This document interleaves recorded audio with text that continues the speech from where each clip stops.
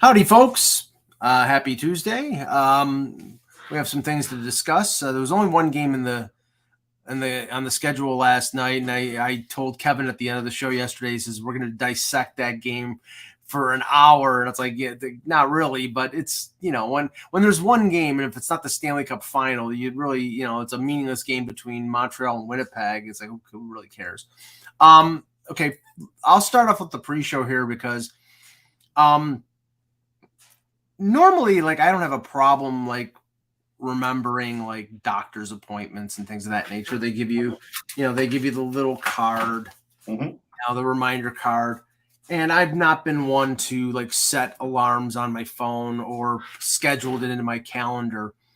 But I just I realized like in the last week, I had a dental procedure last week. I had to go back for a second look at the thing, see the thing if everything was healing correctly. And last week, I scheduled an oil change at one place, a tire rotation at another place because I bought tires from this place, and there was a haircut, which you wouldn't think because I don't have much hair. And remember, they take just as much time for no hair as they do a full head of hair. Oh yeah, but believe me, I pay $20. They make their money because like I go to them because even though I have not much on top, the sides get a little unruly. I look like the Great Gazoo from Flintstones, and they shape the beard and they do all that stuff. So at least I'm getting my money's worth. But it's like haircut, oil change, tire rotation, and there was one other thing, and I'm like, I don't have any of these things written down. So like I'm gonna have to recall them and say, oh, by the way, when am I supposed to come and see you?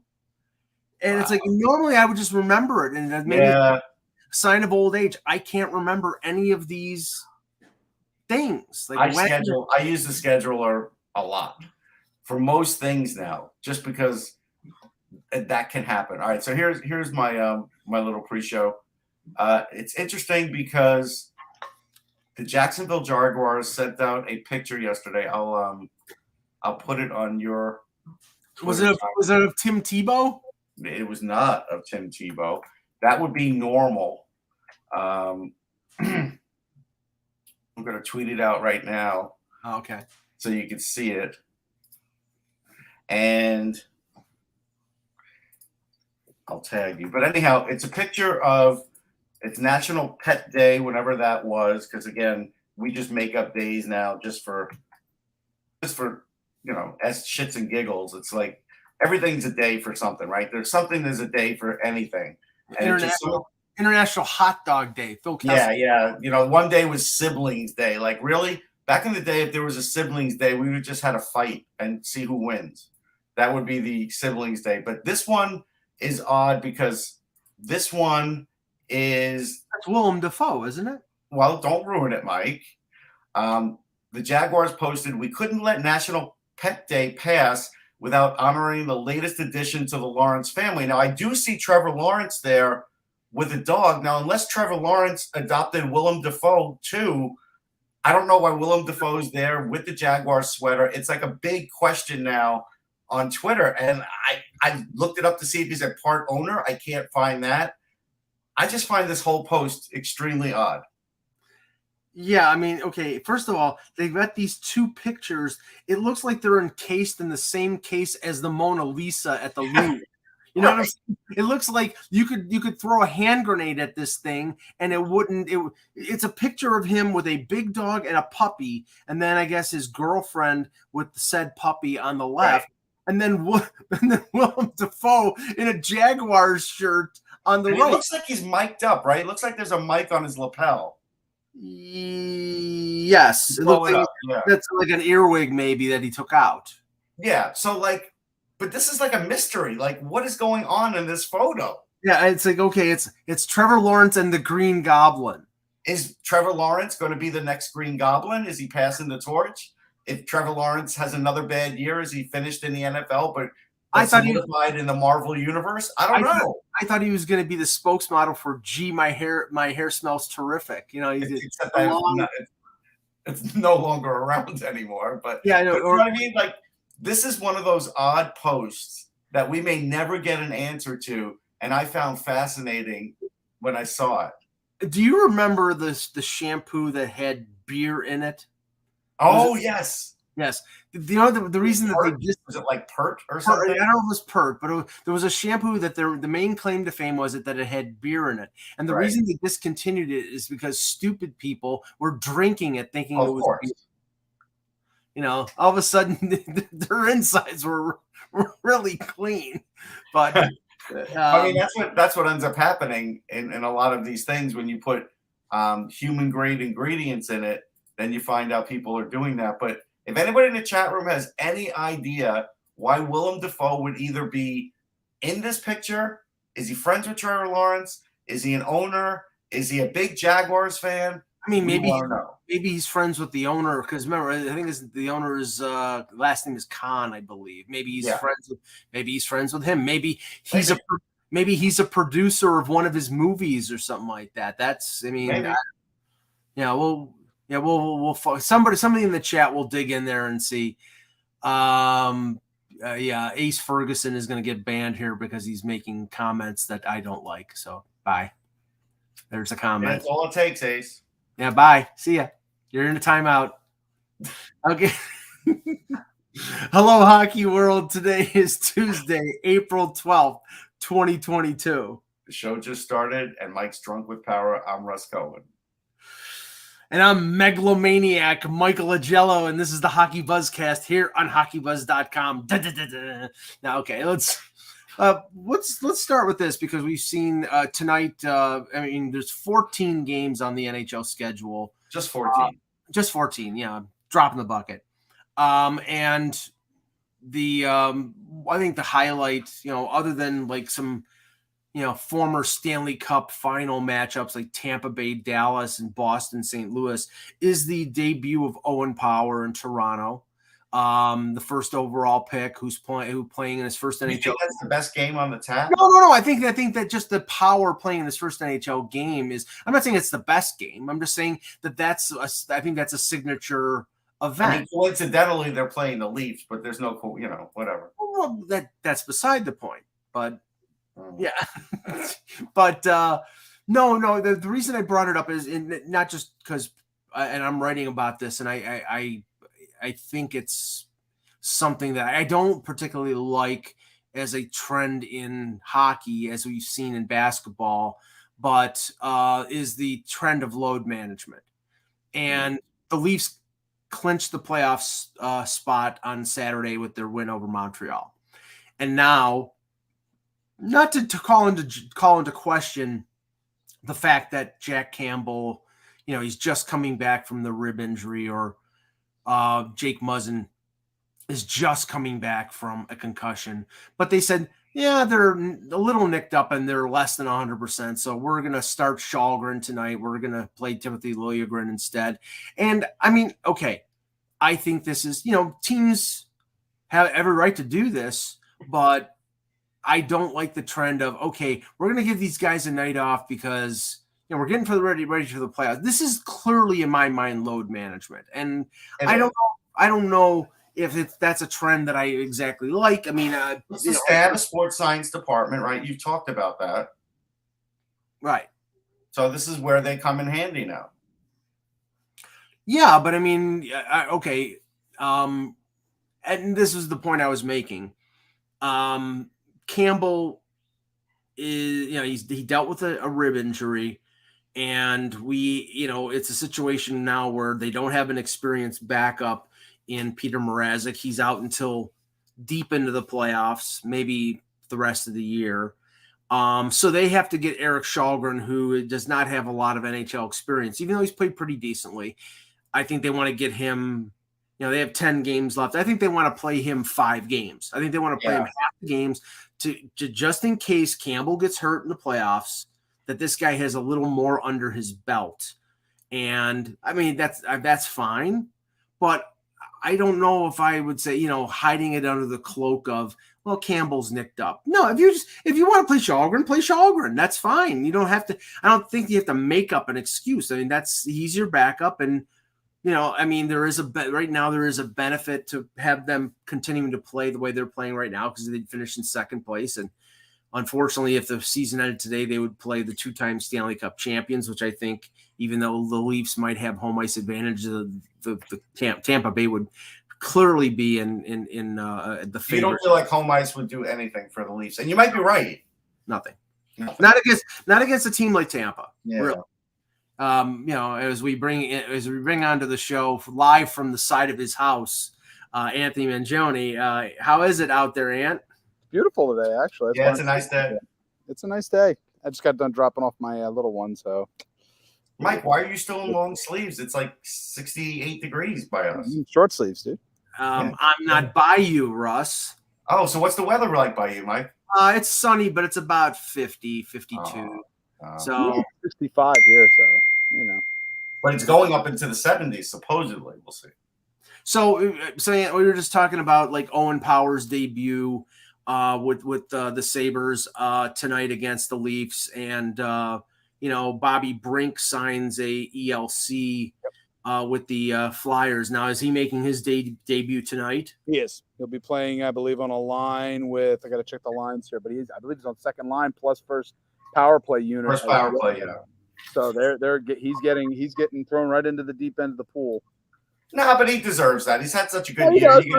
He's had a good year, and he's the nation's leading scorer and national champion, and it's a great opportunity for him. I mean, you just get his legs wet with high level pro players, and I don't worry about what line they put him on because he's a guy that's been playing up and down the lineup like his whole career. So I don't worry about that. What I worry about is next year. If he doesn't have a great summer to get stronger, I do want him to start in the AHL. I do, because you'll see, like same way that he ran into the goalie in the national championship game, he will do some things that, a smaller and not that strong a guy maybe shouldn't be doing, but he wants to score and he wants to get points. So he'll literally do anything to make a play.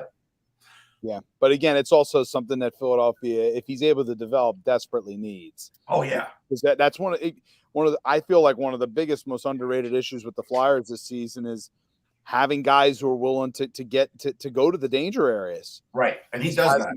And nobody really, Cam Atkinson does that. But again, another undersized forward who is already, paying the price, I think, for a long season of trying to do those things. When you could have some other forwards with skill potentially do the same thing.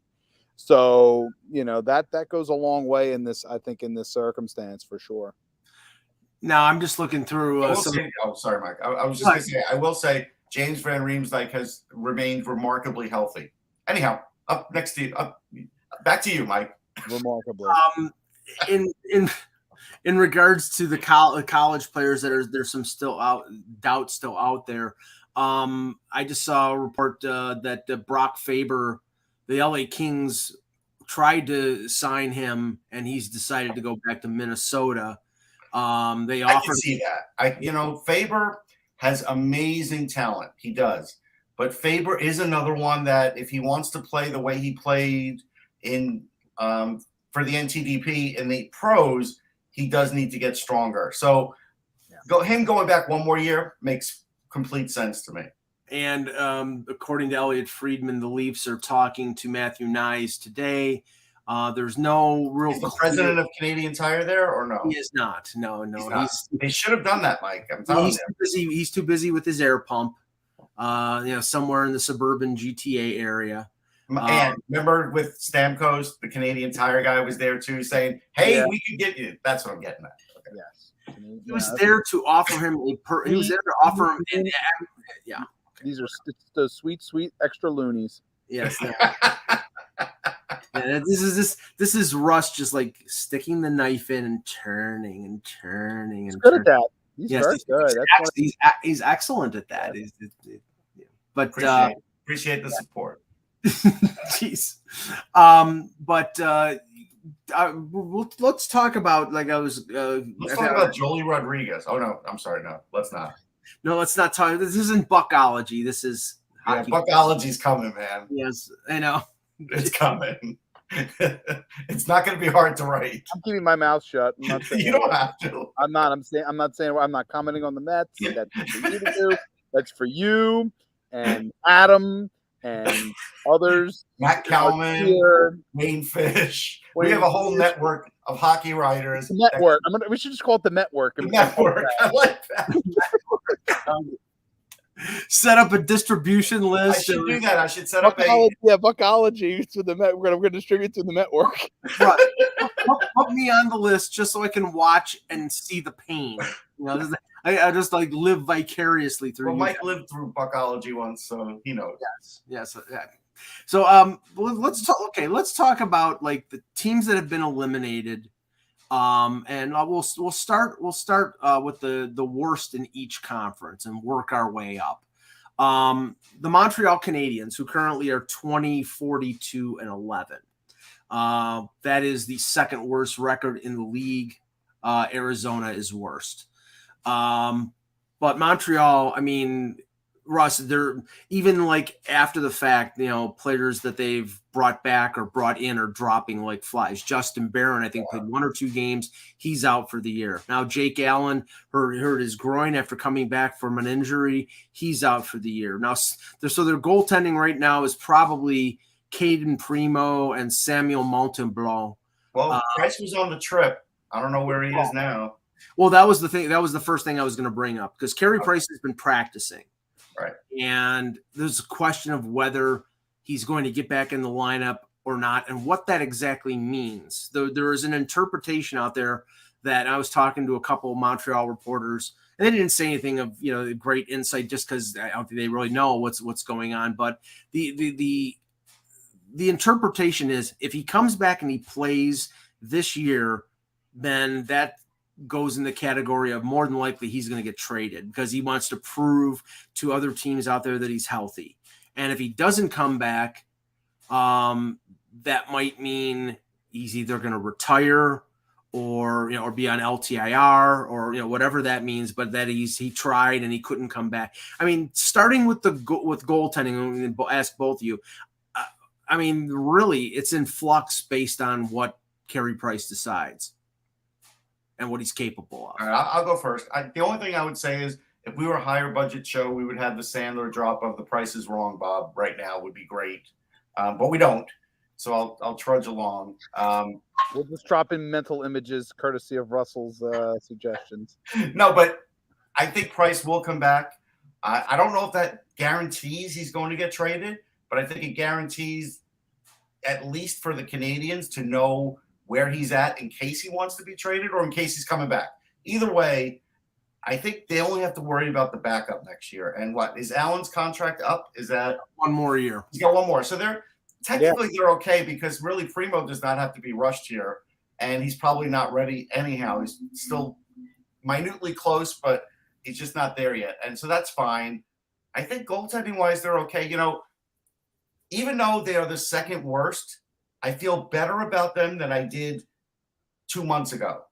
Because at least St. Louis has gotten Cole Caulfield on track. There's an atmosphere thing, Ross. There's a better atmosphere. That's huge, I think, for Montreal. Is that they got to the point where they were, and it was like literally the absolute apex of as far as they could go under Ducharme. And whatever the comments anybody wants to make about Ducharme as a head coach, at the end of the day, it became very, very, very obvious that something that was really wrong in that room. Yeah.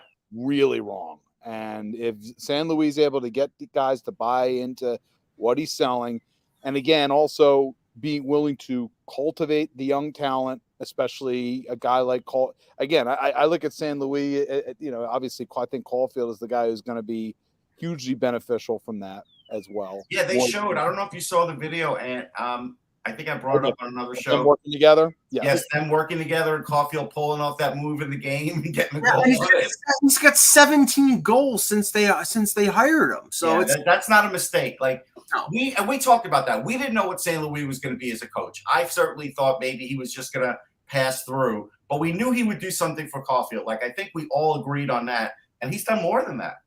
Now, okay, so goaltending is up in the air.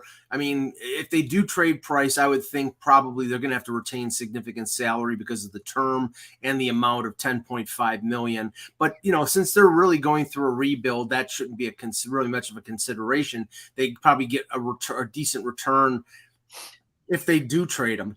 But my question here is, and I have this question regarding Philadelphia too, Anthony, is the fact that this is a team I think should rebuild, and maybe because of their fan base or because of what outside influences, they may try to like go out in free agency and make a splash for a Kadri or somebody like that, and try to go quicker. And I know we want to say again, substantial players were out with injury this year. Let's make no mistake about it. You lose your number one center. You lose the guy you acquired to be your number one defenseman.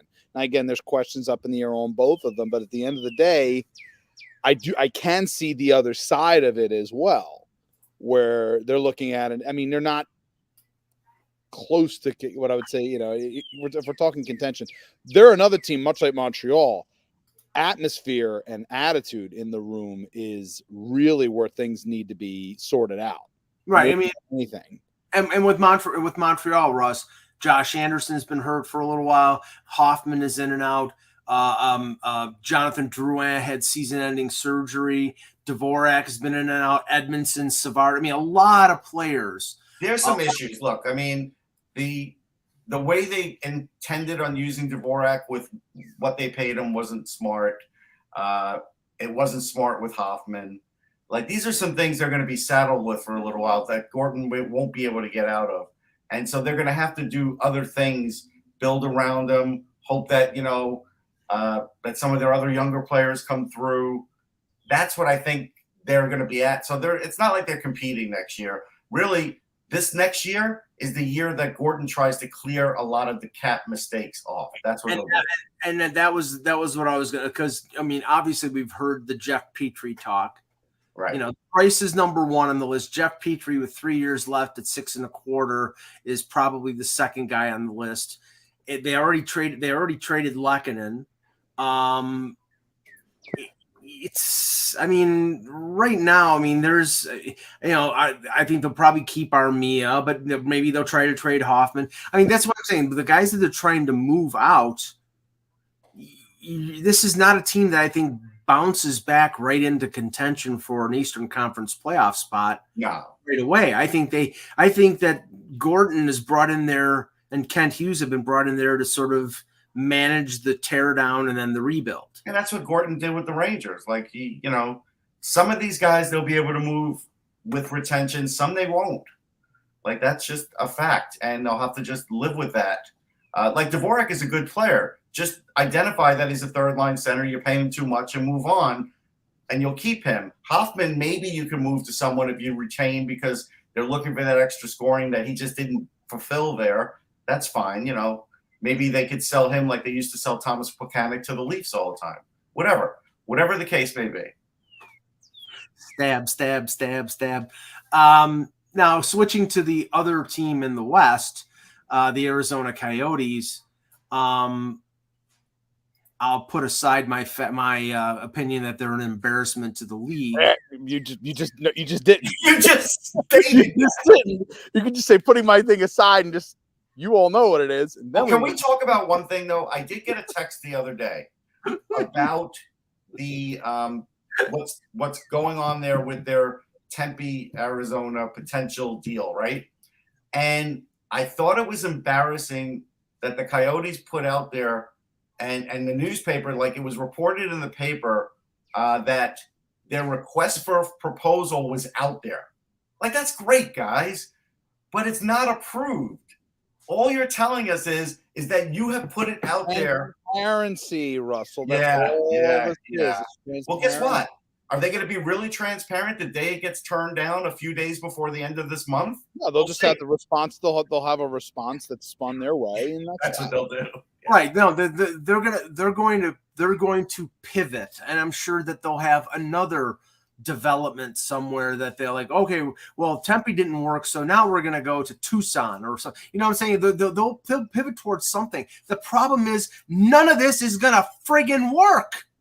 It hasn't worked for 20 years.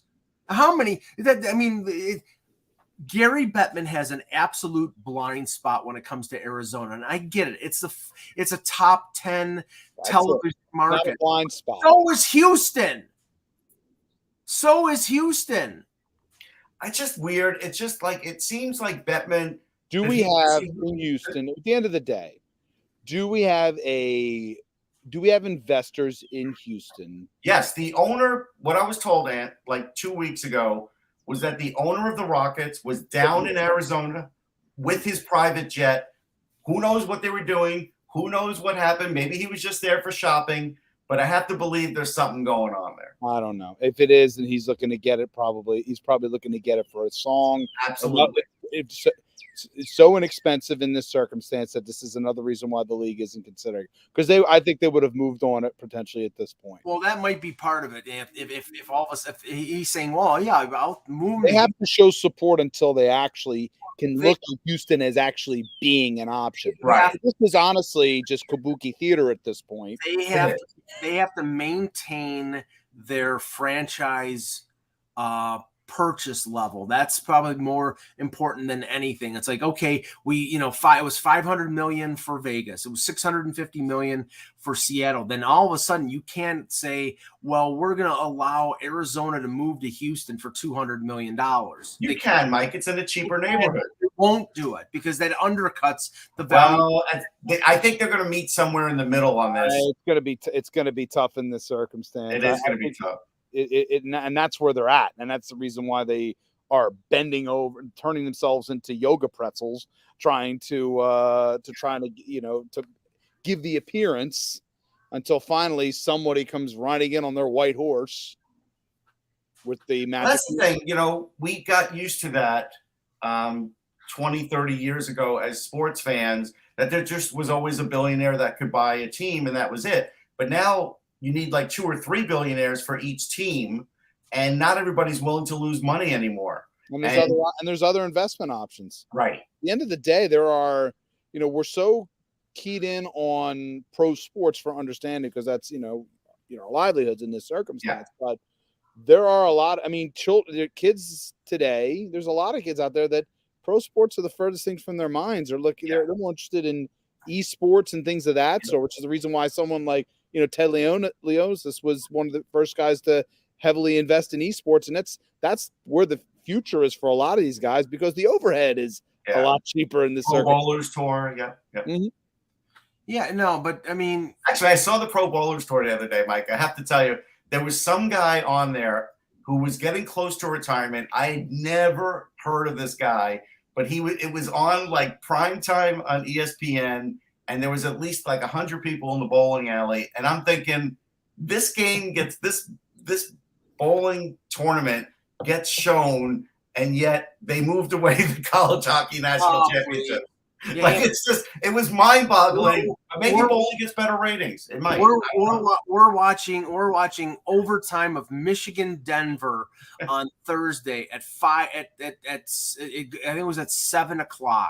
Yes. And ESPN moved that game to ESPNU to go to Baseball Tonight to prep the Reds-Braves game, which wasn't even on ESPN2. It was on ESPN, but they had to have Carl Ravitch break in. The only merciful thing is that we didn't have to listen to Barry Melrose's commentary. But I can't believe you.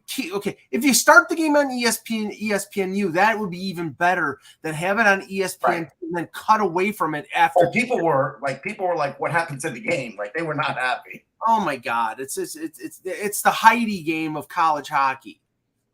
It really was.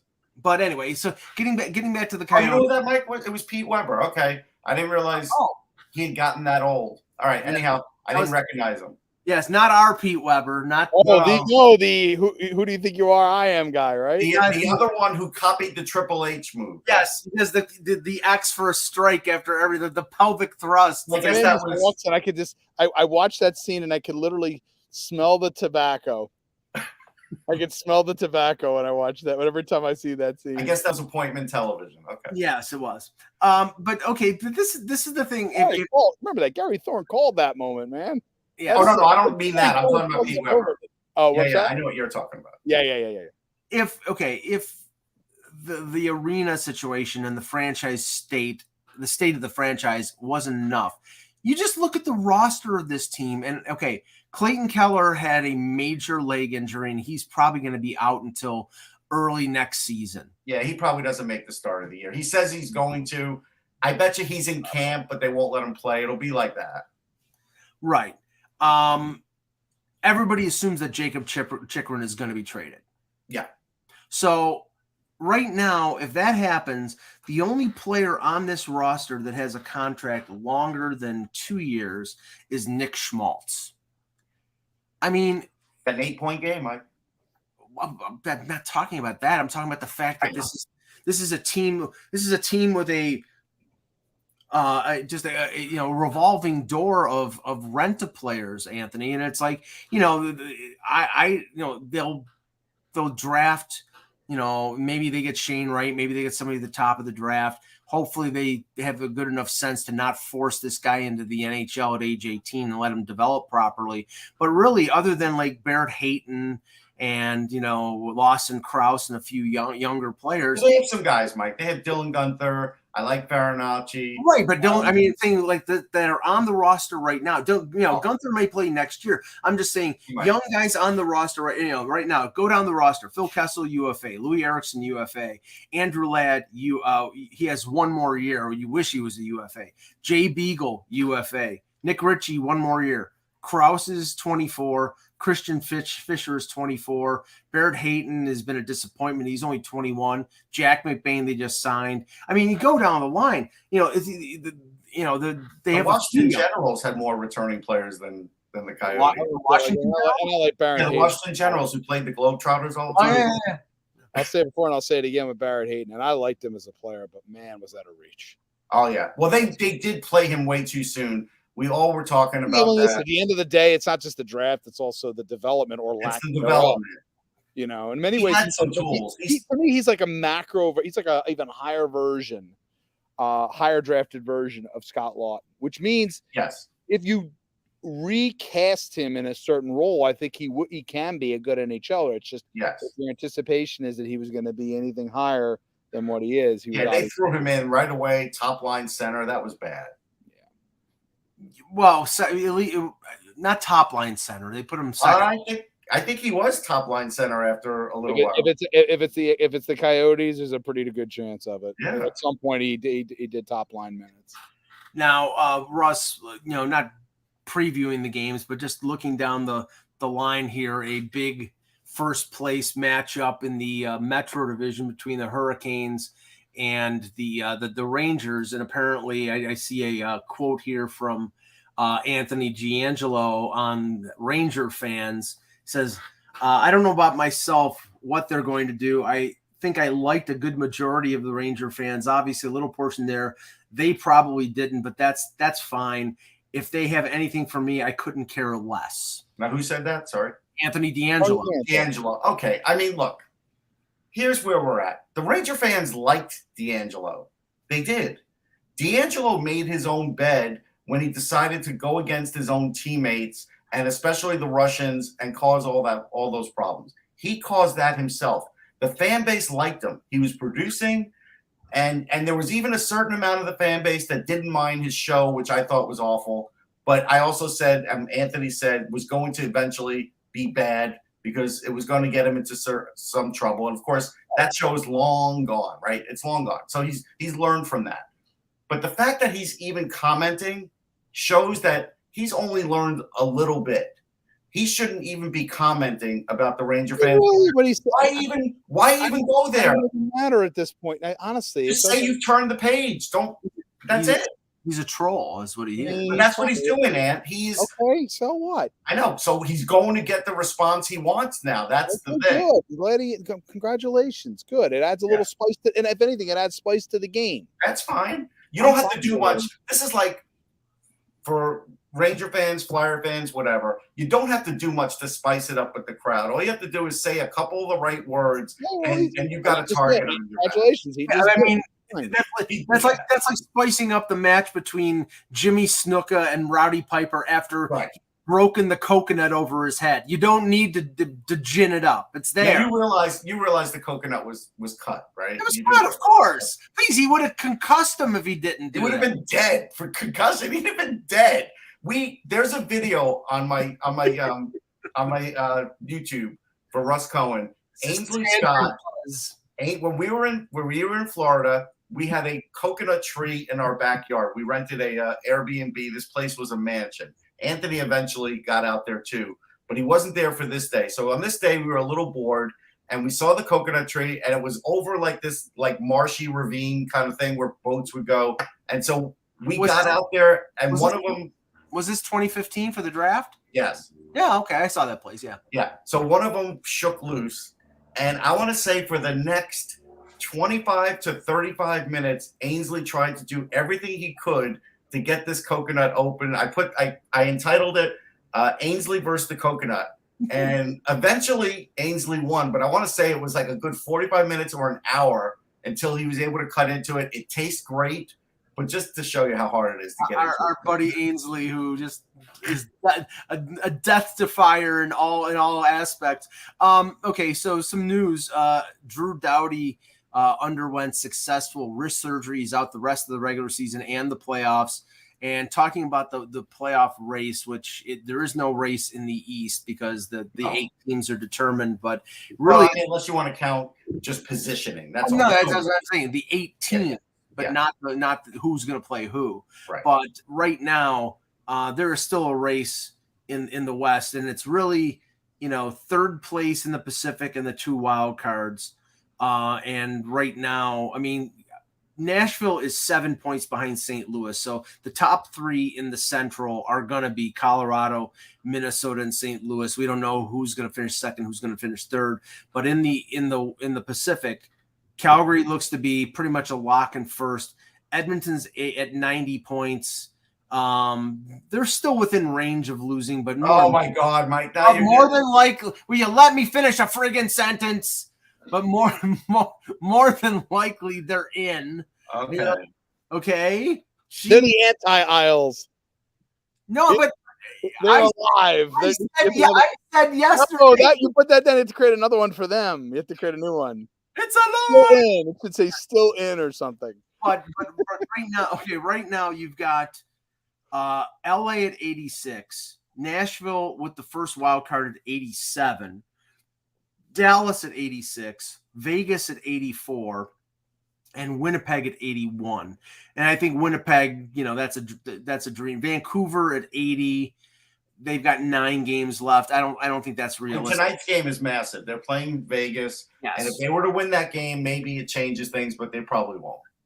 Right. So I think it's down to 4 teams for 3 spots. Yeah, I think that's fair. Originally, I thought Dallas would be the team that maybe dropped out, but last week I had said, it looks more to me to be LA because of Doughty being out. And I got killed by a couple of Kings fans in the chat room, but I'm going to say it. You're always hovering around in the chat room, Russ. Well, no, because when I said the Kings are hurting without Doughty, they're like, well, they're 5-0-1 lately. Well, guess what? Now they're not, and they're hemorrhaging points. So they are hurting without Doughty, and I do think it may be too much for them now to be able to hold on to that playoff spot. I do.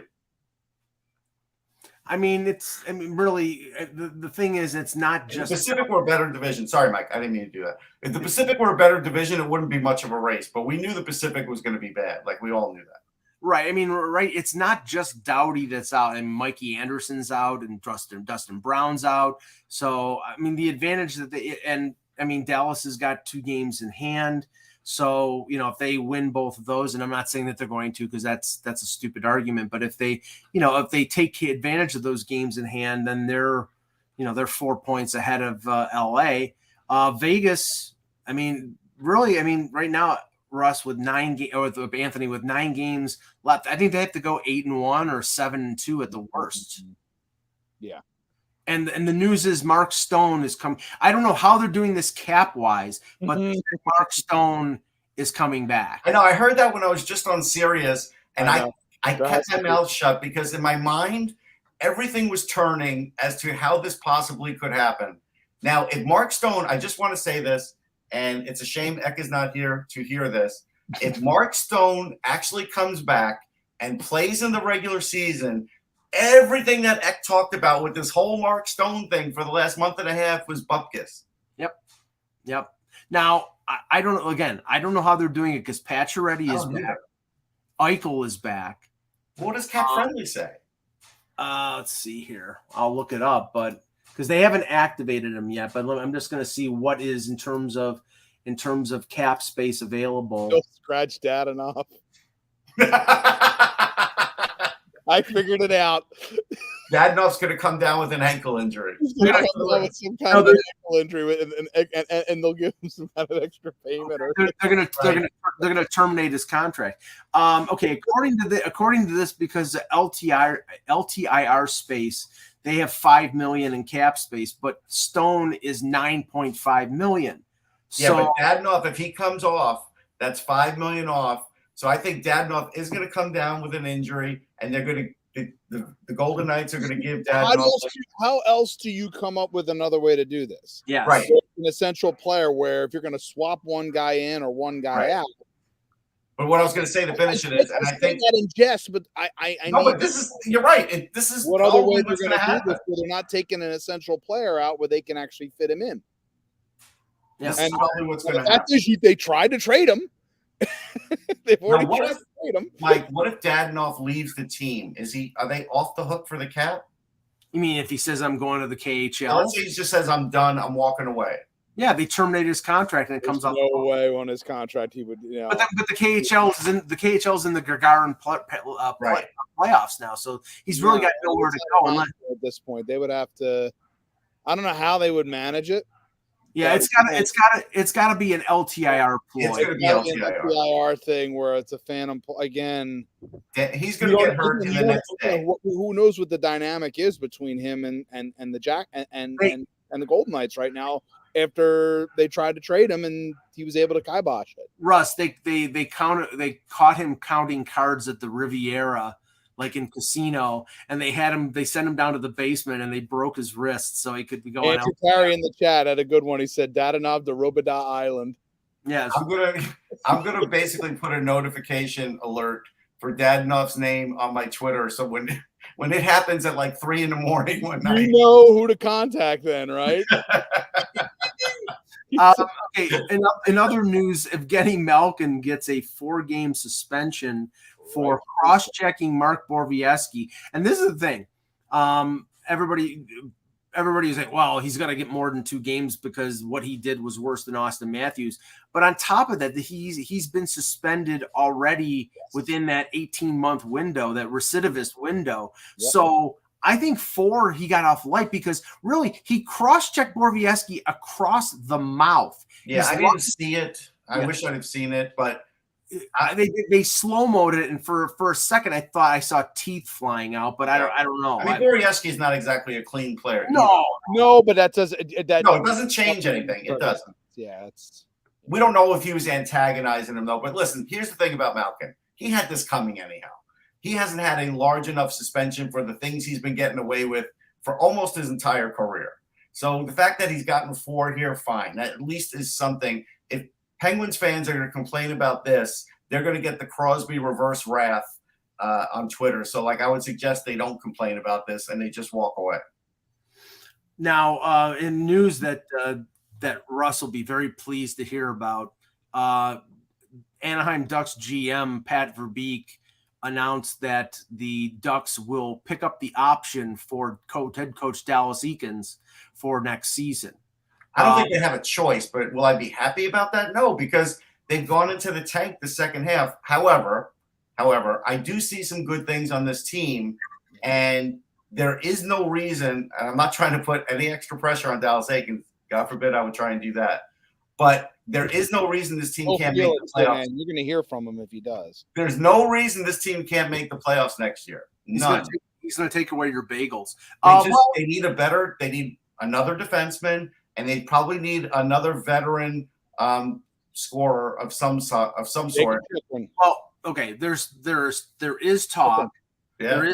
There is talk that Manson and Delorier will end up coming back. That these were if both of those guys come back and they could pick up like a third line forward, I think they actually could make the playoffs, because I think the jump that some of their players are going to make is going to be good. I think there's another level for Zegras to go. I know there's another level for Drysdale to go, and so that's a good start right there. Terry is way past what we thought he would be. So if he stays this way and they're not going to be missing by much if they were to miss the playoffs. Maybe you get a bounce back year from Maxime Comtois, who had a good year last year and a bad year this year. But the thing is, we keep hearing these rumors about them trading John Gibson. And if they actually do this, Russ, then everything that you said is out the window because they're not doing this. Well, I like Lucas Dostal. I do. I don't think it's his time.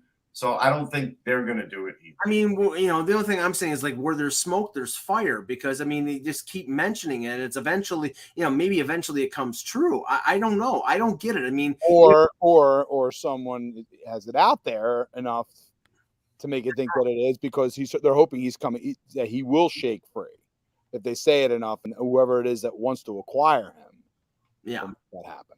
Did we happen to hear? I don't think Henry Thrun has come out of Harvard, has he? He's another good defenseman they have in the college pipeline. So he's not that long. He's not that far away, but I guess maybe he's going to go back. I have not heard anything yet, so I'm not sure. I will tell you another kid who could make the team next year might be Blake McLaughlin. He's a really good skater. He can play make and score. He's a guy, though, when he was drafted, he was a beanpole. I remember he was 160 pounds. I was like right next to him, and he was thin as a rail. But he has a ton of talent, and I don't know why he has no stats right now in San Diego. Maybe he's hurt, maybe whatever. But I could see him at some point catching on with the team next year. That would be another addition. Any news on Ben Myers? I heard Elliot Friedman talk about an hour ago that at least 6 teams. He mentioned Detroit. He mentioned Philadelphia. He mentioned Toronto. He mentioned Minnesota, I believe. There was 1 or 2 others. So it sounds like, he's holding court for a number of teams. I think maybe Ottawa or I think it was Montreal, which would make sense. I could see him going to Detroit, honestly. That would seem like the logical fit here because if he's going to score the way he's scoring in college hockey, he's going to need some real high-end talent next to him to get him to do it. Young high-end talent, and they've got it. And Detroit's got it, yeah. Detroit's got it, and I mean, now Russ, he's more of a center than he is a winger, correct? Yeah. So I mean, but it's always easier for a center to move to play. He could if they're Florida was the other name. A team like Florida, you could put him in on a wing with Barkov or on a wing with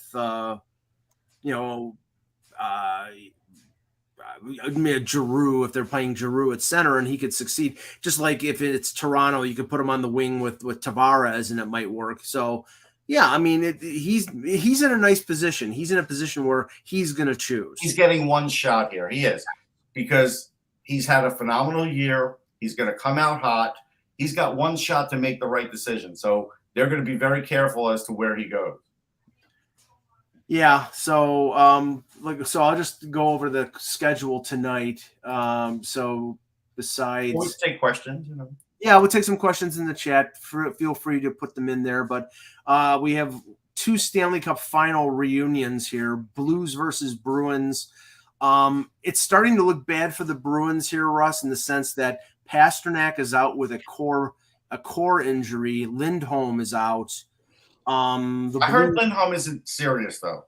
Right, but he's out right now. And that, and they're in their battle for 2nd or 3rd place in the Atlantic. I mean, without Pasternak, who's your big guy, and Bergeron's been in and out of the lineup.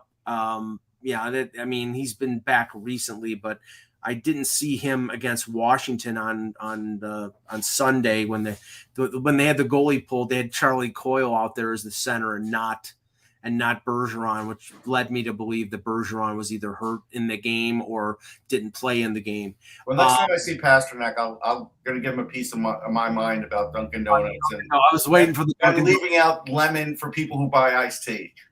I just want to throw that in there. Anthony, I can tell by the look on your face that you're just tired of hearing this. Seriously, Russ can kill a horse and then completely just tenderize it after it's been. This is the pumpkin spice of April. Sabres play the Leafs tonight, as we mentioned. Won't go any more into that. Ducks, Panthers, Hurricanes, Rangers, The Flyers are playing. Hurricanes Rangers. Let's not gloss over that. No, but we talked. Whatever reason, and I get what we always talk about. Do you want to win this game and match up against another team? Whatever. It does seem like Gallant's going full bore here, and so you do kind of wonder. Like this game, I'll be watching this game because I'll be very curious as to how it's handled by Gallant, because I know Brind'Amour is never going to ever take his foot off the gas. He's going to try and lock up this division. But I do kind of wonder if the Rangers were to get this division from Carolina, what that might do to their psyche, because they've kind of figured that they were owning this division for most of the season. And if they kind of drop out last minute, even though they may get an easier assignment, you kind of wonder what that's going to play with their heads or not. You do. Yeah. Question from the chat.